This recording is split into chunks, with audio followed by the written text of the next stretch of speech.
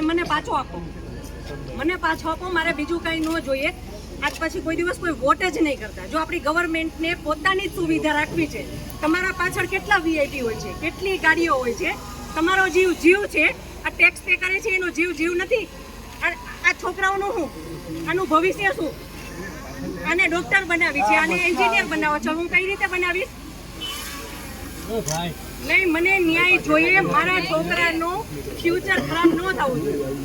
આટલા વર્ષની સર્વિસમાં એને ટેક્સ તમે કટ કરીને તમે સેલરી આપો છો ને, અને ઉપર જતા અમે કાંઈ પણ વસ્તુ ખરીદીએ છીએ, ક્યાંય જઈએ છીએ, ફરીથી ટેક્સ, ટોલ ટેક્સ, બધા ટેક્સ તમે અમારી પાસેથી લ્યો છો.